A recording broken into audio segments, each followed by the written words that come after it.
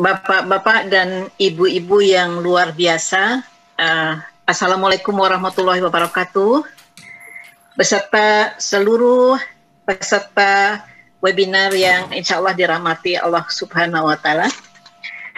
Siang ini saya dihubungi Pak Surya Dharma untuk hal yang berbeda dari biasa. Biasanya saya dikontak untuk diminta jadi moderator untuk energi bersih atau dikasih tugas yang ada kaitannya dengan energi bersih.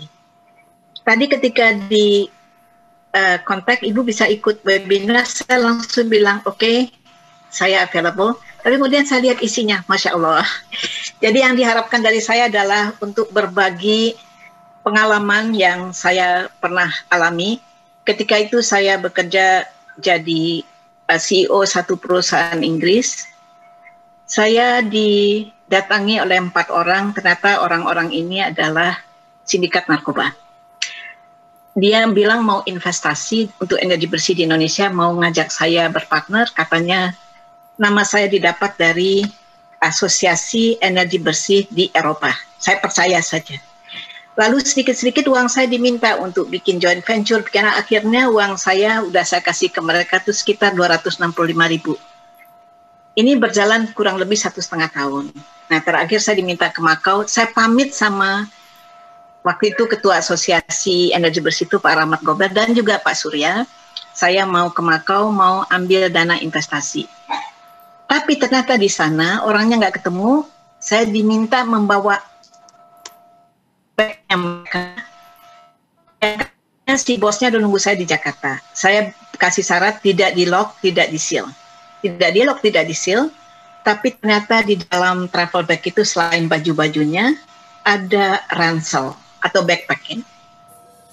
Rupanya narkoba itu kosong, tapi dijahitkan di punggungnya si ransel. Pendek cerita, ketika sampai saya mampir di Kuala Lumpur, keluar masuk X-ray itu 3 kali, aman. Kebayang kalau saya di situ kepergok, gitu. Pasti saya digantung. Sampai di Soekarno-Hatta, saya yang bercerita ke imigrasi yang sudah kenal saya, karena saya sering berpergian. Dari mana? Dari Makau. Saya bilang untuk apa? Untuk ini. Tiba-tiba saya lihatkan dokumen, orangnya nggak ketemu mas. Gitu. Coba lihat perjanjiannya. Lah, ibu tertipu, sebelumnya udah pernah kayak gini. Waduh, dia suruh bawa saya koper. Saya curiga di ranselnya itu ada sesuatu kena tebal. Udah saya tusuk-tusuk tapi nggak keluar tepung. Nanti kita periksa. Alhasil itu memang narkoba. Saya dikasih assurance atau kayak diiming-iming oleh polisi, Bareskrim waktu itu, bahwa saya tidak perlu takut karena sudah diperiksa email saya, HP saya murni dijebak. Saya bersih, jadi jangan takut Bu. Akhirnya sidang dimulai. Nah, tadi dikatakan oleh Pak Nanang, juga Pak Heru, Pak Anang sama Pak Heru, bahwa keterlibatan aparat. Ini yang saya katakan bahwa ya aparat harus bersih kalau mau memberantas gitu. Yang saya alami tidak begitu gitu. Katanya tidak, tapi akhirnya saya diulur-ulur, akhirnya dikasih hukuman 7 tahun. Walaupun kemudian pada menyesal lalu saya dikeluarkan. Kemudian satu lagi pengadilan, jaksa, juga polisi menjadikan hal ini ladang bisnis. Tidak hanya di saya, di dalam saya dikirim ke lapas Tangerang. Saya lebih banyak main sama tipikor daripada dengan narkoba. Walaupun saya di bloknya narkoba. Dan di sana saya, kalau orang betul-betul pemain, itu ada jaringannya. Jadi mereka akan kenal masa ini enggak. Gitu. Jadi ada Bu Miranda di situ, ada beberapa tokoh mantan DPR yang merangkul saya. Mereka bilang saya salah tempat. Saya tidak pernah menyesal, hanya 2,5 bulan pertama yang saya sering nangis, tapi setelah itu saya bersyukur. Karena ini adalah izin Tuhan, saya dikirim ke sana, ke lapas, sehingga saya jadi beribadah.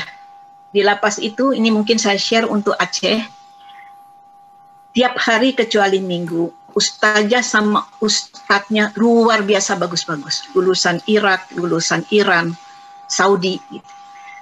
Yang ilmunya luar biasa. Jadi saya belajar membaca Quran di situ, saya belajar menghafal, sholat tertib, kemudian saya dijadikan ustazah kalau ustadz nggak datang atau ustazah nggak datang. Saya mengaji ketika ada acara-acara besar, kata ustadz suara saya bagus, kadang-kadang bikin tangis gitu ya. Yang saya perlu share lagi adalah, tadi saya mendengar dari beberapa bapak, buatlah tempat rehab yang benar. Yang terjadi di Tangerang itu adalah campur baur sama orang yang betul-betul pengedar dengan yang hanya pemakai. Makainya juga belum lama. Kalau saya sholat duha, tiba-tiba nanti di pojok ada anak muda nangis, nanti saya rangkul, ada apa? Ternyata anaknya di rumah nggak makan dan sebagainya. Lalu dia cerita bahwa kenapa dia sampai di sini. Hukumannya lebih tinggi dari saya. Dan nggak ada yang bantu dia, kenapa? Nggak punya uang. Padahal cuman pemakai. Nah, ini yang saya sesalkan karena apa? Ngapain sih menangkap orang, menahan orang di penjara banyak-banyak, itu kan memboroskan uang negara. Dan satu lagi yang harus diwaspadai. Mereka perlu makan buat ibunya di luar, diceraiin sama suaminya, anaknya 3 orang nggak makan apa-apa di rumah. Akibatnya dirayu sama pengedar benaran, akhirnya belajar benar-benar jadi pengedar. Itu nggak 1, nggak 2, banyak. Ya kan? Saya sedih melihat mereka. Saya beruntung karena apa? Polisi menyesal, jaksa menyesal. 2 minggu setelah saya divonis, pengacara polisi yang minta saya naik banding, PK dan sebagainya meninggal dunia. Lalu kemudian jaksa datang rutin untuk memberikan saya justice collaborator yang orang lain harus bayar mahal, saya nggak, saya dikasih. Lalu saya dikeluarkan. Saya keingat dengan anak-anak, adik-adik yang ada di sana, cantik-cantik, baik-baik, tapi nasibnya benar-benar buruk. Yang saya sedihkan adalah yang pemakai, yang kadang-kadang baru belajar. Kalau yang pengedarnya, itu sekamar sama saya. Ada pengedar Chinese cantik. Saya pernah tanya sama dia, kan saya di atas, dia di bawah. Konon menurut Bu Miranda, saya itu beruntung sekali, saya dapat kamar terbaik yang ada di lapas itu, padahal saya nggak bayar apa-apa. Tuhan yang kasih jalan. Emang dapat uangnya berapa nih? Sekali transaksi 800 juta. Padahal cuman bilang ambil di sini, nyuruh orang bawa ke sini, selesai, lalu dapat. Nah, jadi satu yang ingin saya katakan, sistem atau undang-undang, peraturan, bahkan instansi untuk memberantas narkoba itu udah ada. Bahkan udah ditambah-tambah orangnya. Dulu belum ada BNN, jadi udah ada BNN, ada Barreskrim, ada Polsek, ada Polres gitu ya. Tapi kenapa kasus narkoba makin banyak? Jadi harus dievaluasi secara tuntas. Kenapa makin menjadi-jadi? Ada apa? Lalu satu lagi, beberapa orang yang kebetulan pengedar udah keluar, nggak tahu dia udah berapa tahun di lapas, keluar, tapi baru 2 bulan keluar udah masuk lagi. Artinya apa? Sistem yang ada untuk pembinaan itu tidak memberi efek apa-apa, nggak jerak tuh. Gitu. Jadi yang terutama yang untuk saya adalah pengadilan, jaksa, dan juga polisi, mohon, saya nggak bilang SDM-nya, tapi moral. Jangan jadikan ladang bisnis. Ini adalah manusia. Kalau salah ya salah. Hukumlah sesuai dengan kesalahannya. Jadi banyak dari anak muda itu yang saya lihat, ada yang betul baru nyoba, tangkap, tapi hukumannya tinggi. Nggak ada di rehab-rehab. Lalu ada yang memang pemakai rutin gitu ya. Ada yang betul-betul penjual. Jadi tadi Mbak Nuli, saya sekali lagi tidak menyesal, saya yakin itu atas kehendak Allah, atas pengetahuan Allah saya ke sana, akhirnya saya bisa sholat, akhirnya saya bisa membaca Quran dan menghafal. Seumur ini menghafal itu nggak mudah, tapi alhamdulillah. Jadi selamat untuk masyarakat Aceh. Saya lihat, saya apresiasi sekali terhadap tokoh-tokoh yang tadi sudah muncul dan juga yang sudah datang tokoh Aceh.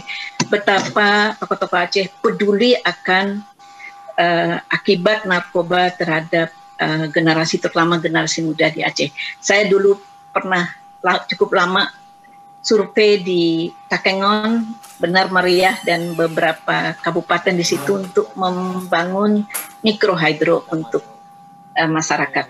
Jadi saya cinta sama Aceh. Semoga narkoba tidak makin menjadi-jadi di Aceh, mudah-mudahan bisa teratasi. Saya kira sekian. Wabillahi taufiq wal hidayah. Wassalamualaikum warahmatullahi wabarakatuh.